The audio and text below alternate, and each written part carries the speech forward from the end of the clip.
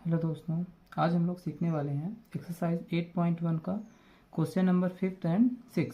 इसके पहले के क्वेश्चन नंबर जो 1, 2, 3, 4 हैं ये सब कंप्लीट हो चुके हैं। पिछले लेक्चर में आप लोग देख सकते हैं। आज हम लोग कराने वाले हैं question number 5 and question number 6। तो सबसे पहले आते हैं क्वेश्चन नंबर 5 में। क्वेश्चन नंबर 5 क्या लिखा हुआ है? Given sec theta is equal to 13/12 so calculate all other trigonometric ratios. ठीक है, चलिए इसको हम सॉल्व करते हैं। तो यहाँ पर क्वेश्चन लिखा हुआ है, ठीक है। अब इसको हम सॉल्व करते हैं तो इसको लिखते हैं यहाँ पर ए बी और यहाँ पर क्या आ जाएगा सी। ये हमारा एंगल कौन सा हो जाएगा? राइट एंगल हो जाएगा। ठीक है, अब यहाँ पर लिखा हुआ है sec theta is equal to 13/12। अब ये सेक थीटा, ये 13/12 किसकी वैल्यू है? ठीक है, तो अब sec theta is equal to क्या होता है, इसके लिए हमने एक ट्रिक आपको बताई थी। ठीक है, वो ट्रिक कौन सी थी? फिर से आप लोग बार बार ये ट्रिक याद करते चलोगे तो आपको याद हो जाएगा। पंडित बद्री प्रसाद हर हर बोले, मतलब ये साइन थीटा, ऊपर कॉस थीटा, टैन थीटा, इधर कॉट थीटा और ये सेक थीटा, मतलब h/b बोले तो 100 हाइपोटेनस अपॉन बेस। ये हाइपोटेनस अपॉन बेस, मतलब हाइपोटेनस की वैल्यू कितनी दी गई है? 13। तो यहाँ पर क्या लिख देंगे? 13। और बेस की वैल्यू क्या दी गई है? 12। तो यहाँ पर लिख देंगे 12। अब हमारे पास हाइपोटेनस की वैल्यू मिल गई है क्या? 13। बेस की वैल्यू मिल गई है क्या? 12।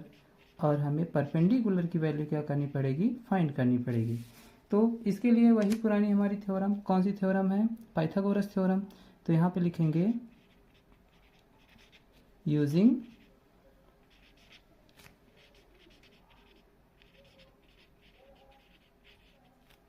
Pythagoras theorem. ठीक है, पाइथागोरस थ्योरम क्या कहती है? H square is equal to P square plus B square, मतलब कि हाइपोटेनस का square is equal to perpendicular का स्क्वायर प्लस बेस का स्क्वायर। अब h की वैल्यू कितनी है? 13। तो यहाँ पे लिख लेंगे 13 का square is equal to p की वैल्यू तो हमको फाइंड नहीं करनी है, तो एज इट इज हम लिखेंगे प्लस b की वैल्यू क्या दी गई है? 12, मतलब 12 का स्क्वायर। 13 का स्क्वायर क्या होता है? 13 जब 169 p स्क्वायर प्लस 12 का स्क्वायर क्या होता है? 144। ये सब वैल्यू आपको याद करनी पड़ेगी, तभी हम क्वेश्चन को जल्दी से सॉल्व कर पाएंगे। ठीक है, अब हमें चाहिए p की वैल्यू, तो हमें 144 को इक्वेशन किधर भेजना पड़ेगा? तो 169 और ये प्लस का 144 इधर आएगा तो क्या हो जाएगा? 1 minus 144 is equal to P का स्क्वायर। 169 में से 144 को माइनस करेंगे तो कितना आ जाएगा? 25 is equal to P square. इसको सॉल्व करेंगे तो क्या हो जाएगा? पी स्क्वायर इधर जाएगा तो कहे में जाएगा अंडर रूट, और 25 किसका स्क्वायर होता है? 5 का। ये अब स्क्वायर से अंडर रूट कैंसिल आउट हो जाएगा और p की वैल्यू हमको मिल जाएगी 5, मतलब कि अब हमें परपेंडिकुलर की वैल्यू भी फाइंड हो चुकी है। ठीक है, तो यहाँ पर परपेंडिकुलर की वैल्यू फाइंड हो गई है तो हम यहाँ पे लिख देंगे 5। अब इसी को हम लोग सॉल्व कर देंगे। ठीक है, अब यहाँ पर क्वेश्चन हुआ पूछा था calculate all other trigonometric ratios. All other trigonometric ratios में कौन कौन से रेशियोज आएंगे? Sine theta, cos theta, tan theta,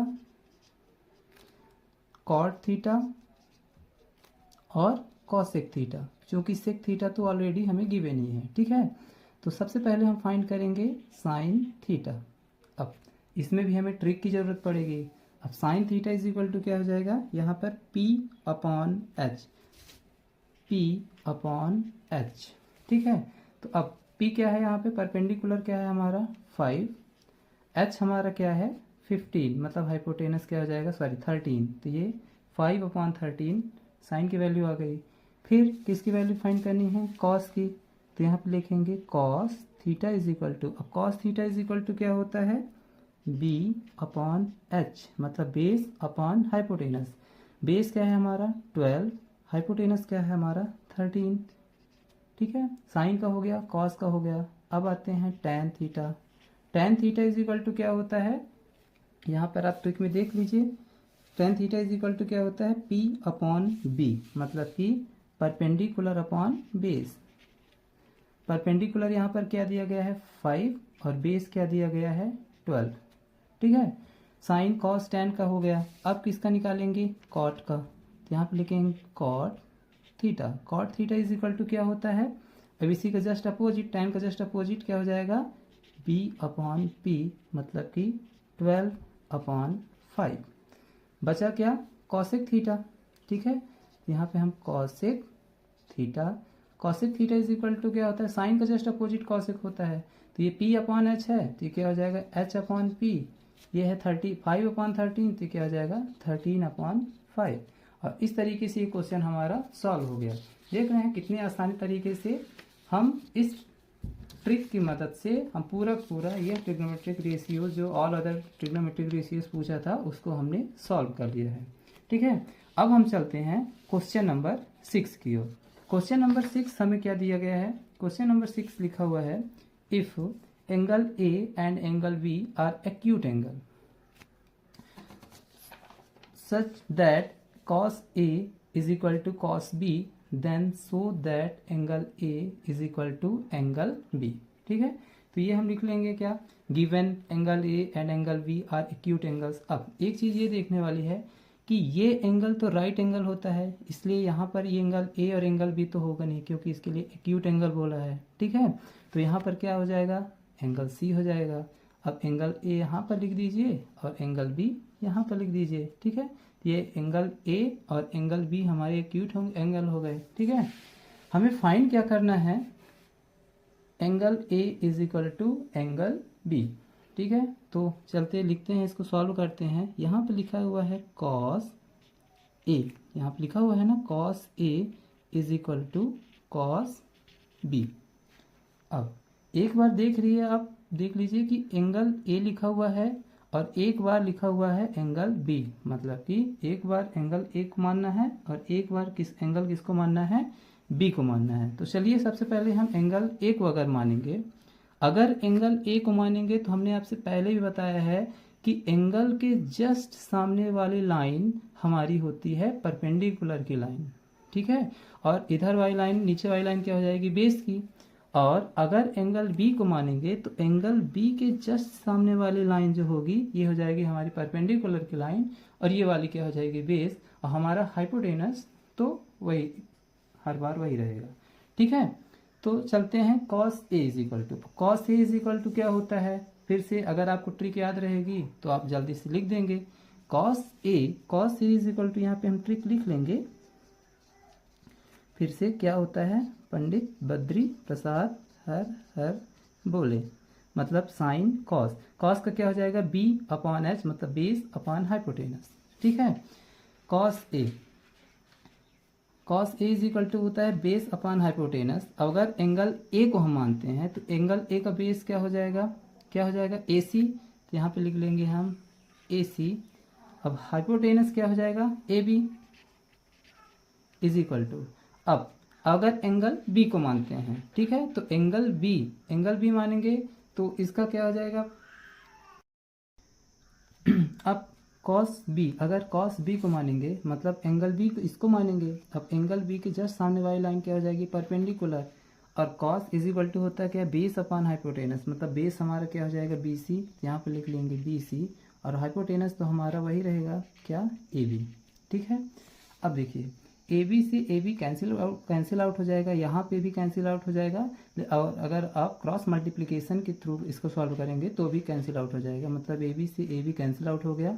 बचा क्या हमारे पास, A C is equal to B C, A C is equal to B C, मतलब कि ए सी और बी सी वाली साइड्स हमारी कैसी हैं, इक्वल हैं, ठीक है। अब आपको एक थ्योरम याद होगी जो कि हमने क्लास 9 में पढ़ चुका है कि अगर दो साइडें इक्वल होती हैं तो उसके जस्ट सामने वाली एंगल जो होते हैं वो इक्वल ही होते हैं। मतलब अगर बात की जाए BC और AC साइड इक्वल हैं तो BC के जस्ट सामने वाली लाइन एंगल कौन सा है, एंगल A, और AC के जस्ट सामने वाला एंगल कौन सा है, B। ये दोनों कैसे होंगे, इक्वल होंगे, ठीक है। तो देख रहे हैं आप AC एंड BC इक्वल हैं, तो AC के जस्ट सामने वाला एंगल कौन सा है? B, तो यहाँ पे लिख देंगे एंगल B। और यहाँ पे लिखा हुआ BC के जस्ट सामने वाला एंगल कौन सा है? एंगल A, तो यहाँ पे लिख देंगे एंगल A। ठीक है, इसको हम इस तरीके से भी लिख सकते हैं, angle A is equal to angle B। और यही हमको क्या करना था? प्रूफ करना था। यहाँ पे क्वेश्चन पूछा हुआ था, show that angle A is equal to angle B, और ये हमने क्या कर दिया है? प्रूफ कर दिया है। अब यहाँ पर हम एक लाइन लिखना पड़ेगा हमको। क्या लिखेंगे? Angles opposite to equal sides are equal. अगर इसको शुद्ध हिंदी में बोला जाए तो क्या होगा? बराबर भुजाओं के सम्मुख कोण बराबर होते हैं। अगर इसको अपनी लैंग्वेज बोला जाए तो ये हो जाएगा कि दो इक्वल साइडों के सामने वाले एंगल जो होते हैं वो इक्वल होते हैं। मतलब कि AC और BC के सामने वाले एंगल B और एंगल A हमारे कैसे हैं? इक्वल हैं। और ये हमारा क्वेश्चन नंबर 6 जो है सॉल्व हो चुका है। अब अगर आपको कहीं पे कुछ भी डाउट आता है तो आप कमेंट सेक्शन में हमसे पूछ सकते हैं।